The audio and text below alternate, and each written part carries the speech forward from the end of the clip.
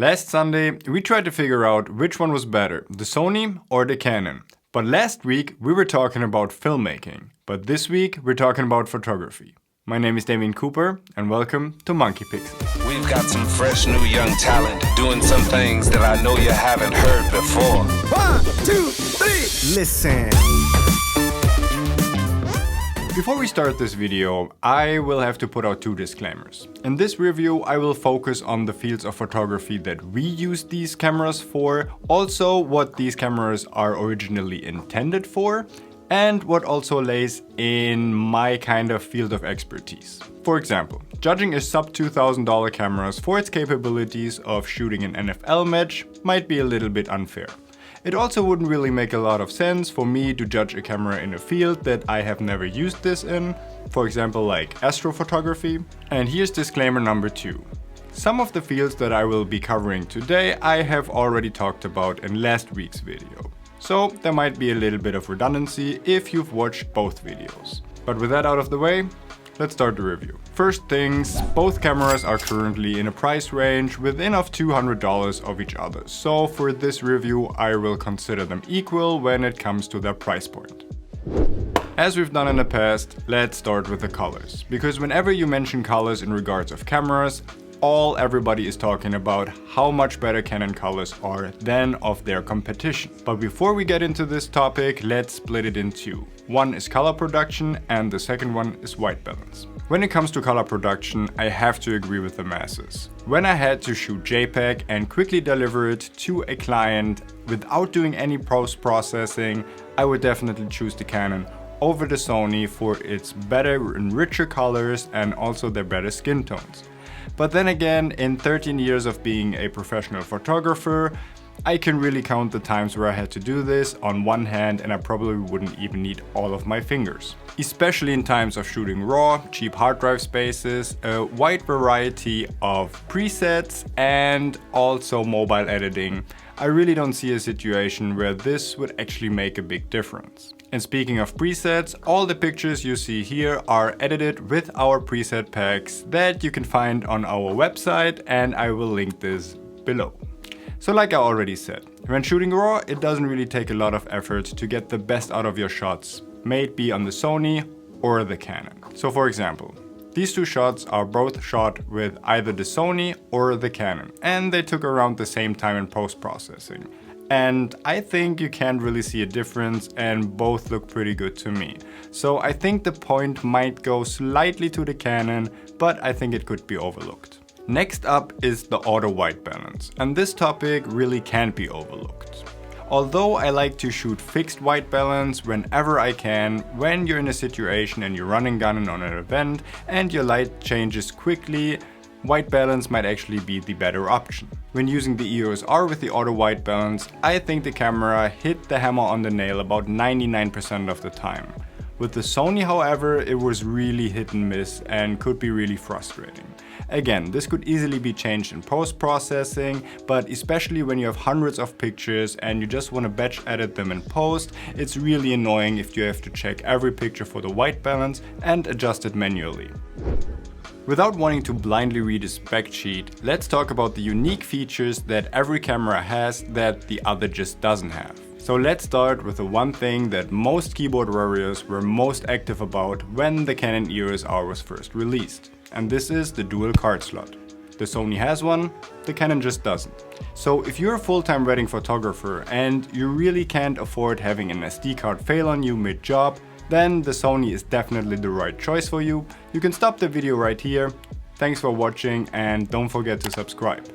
But if weddings aren't your bread and butter and you use it mostly for portraits and shoots you could mostly recreate like we do, then keep on watching. The next most obvious feature that only one camera has is the flip out screen. The Canon has one, the Sony doesn't. And obviously this is a feature that filmmakers can appreciate more than the usual photographer, but for us when shooting in really uncommon angles, which we quite frankly do a lot, it actually comes in really handy. The option to not having to lay down on a filthy public floor in a worldwide pandemic has apparently become more important than ever before. The other most distinguishable feature of these two cameras has to be the joystick. where the Canon has this new touch bar, which quite frankly I kinda like to quickly change the white balance. I would definitely prefer to have a joystick to change focus fields, but I've actually come to love the option to having the touch bar to adjust your focus fields while on the go. But in general, I think the whole category of unique features has to go to the Sony, may it be for the dual card slot alone. Now let's talk about some autofocus. Even though Canon really caught up with the latest firmware when it comes to improving autofocus and tracking features, I still think Sony has the slight upper hand. Especially if you want to get the best out of your furry friends, because the Sony has eye autofocus for animals as well, which might be implemented in the Canon in a later firmware update, but as of recording of this video, only the Sony has it and the Canon does it. Yes, the Canon dual pixel autofocus on the EOS R is amazing, but still, when it comes to tracking and eye autofocus in photography, I still surprisingly think that the Sony has the slight upper hand, and this point also goes to the Sony. Let's talk about lenses. Although I already covered this topic in the filmmaking section, I will repeat myself here. Especially when the Sony first came out, there were a lot of people that claimed that the E mount just doesn't have a lot of lens choices compared to the EF mount. But as of right now, I think this only holds true for a really specific field of photography like wildlife photography or high-end sports photography, where you might be missing these really high-end and really expensive telelenses that you might need for these fields. But for the average A7 III owner, I don't think that's a problem at all. Sony and their E-mount have a lot of great choices, and when we were using the Sony and all the lenses, they were just completely amazing. Their prime lenses as well as their Holy Trinity. We had the 16-35, the 24-70, as well as the 70-200 and some of the prime lenses in between. And like I already said, the E-mount had really good choices, and some of them were actually better than the EF mount counterpart. So when comparing the current E-mount lineup to the current EF lineup, then I would probably go as far and take this point and give it to the Sony. But when comparing the EF mount to the RF mount lineup, then this becomes a whole different ballgame. As a matter of fact, I think that one of the biggest selling points for the EOS R is the RF lineup, especially for us, the 28-70 2.0, because I don't really like having to choose between the 35mm and 50mm, and sometimes the 24-70 2.8 for flexibility. And with the 28-70 2.0, I have all these lenses combined into one. Yes, it's a big and expensive lens, but for us this was definitely the right decision, because I have the flexibility of a standard zoom with an image quality and open aperture option that can hold its own compared to their prime lenses counterparts. Sports. Yes, we did have the 1DX Mark II as well as the Sony A9. But since we didn't really shoot a lot of sports, we couldn't really justify keeping these cameras. But now that Belle is making a name for herself as a content creator in the figure skating world, wow, this has definitely changed, and we're now regretting our decision. No! Neither the Sony nor the Canon are dedicated sports shooters, but with 10 and 8 frames per second respectively, they can both hold their own when it comes to the occasional sports shoot. But with 2 more frames per second and a tad better autofocus and tracking feature, this point definitely goes to the Sony. Ergonomics.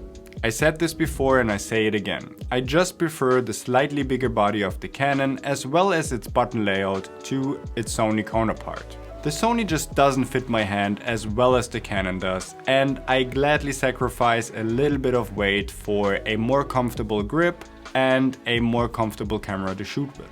So this point, in my opinion, goes to the Canon. Display and viewfinder. And we don't really have to spend too much time on this topic because this goes easily to the Canon. Not only does the viewfinder have a much higher resolution, also the back screen has more than twice the resolution, and when using both cameras side by side, you can definitely tell.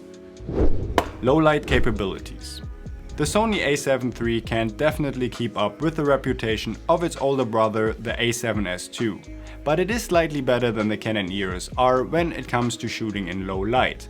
But in times of superb post-processing, This could easily be evened out with a little bit of noise reduction in post. But if you are one of these nocturnal creatures whose camera hasn't really seen the light of day ever, then you should definitely consider the Sony. Lastly, let's talk about the overall usability. And I've already said that in the video section that I think that this point easily goes to the Canon. The better and easier menu, the full touchscreen on the back, combined with the control ring as well as the touch bar for easily changing your ISO and white balance settings when running gunning on a wedding and event, or just to get this candid shot that you might have missed when you're not able to actually set up your camera fast enough when it actually counts, is reason enough for the Canon to take the lead here. I could definitely go for a physical wheel instead of the digital option that the Canon has when it comes to quickly changing my custom mode shooting settings. But this fact alone just doesn't make up for the fact that I think that the Canon is just so much easier to work with and to handle than the Sony, which might actually become a little bit fiddly and annoying sometimes. So again, this point definitely goes to the Canon. And now it's time for a verdict. And this has really been a close one, and I think it really depends on your use case of this camera. If you're shooting on weddings, nightclubs, events and sports, then I would definitely have my eye on the Sony for its better low-light capabilities, the tiny bit better autofocus and of course the dual card slots. But when most of the things you're shooting are portraits with the occasional event, then I would probably go for the Canon for the better display, the better overall experience and most of all, the amazing RF lens lineup. If you have made it this far into the video, I have a proposition for you. I want to start a new YouTube series where I will be editing your raw photos. So if you're interested in that, there's an email address in the description below and I would love for you to send us some raw pictures that I can then edit on YouTube. But make sure to put something in the email along the lines of me having permission to actually edit your pictures and upload them to social media later. But now it's on you. Which camera would you choose and why? What unique features stood out to you more than the others that actually made you buy one or the other? Or if you haven't made a decision yet, I hope this video actually helped you make an informed decision about your purchase of a new full-frame mirrorless camera in 2020. I hope you liked this video. If you did, consider subscribing for more, giving it a thumbs up, and I hope to see you on the next one.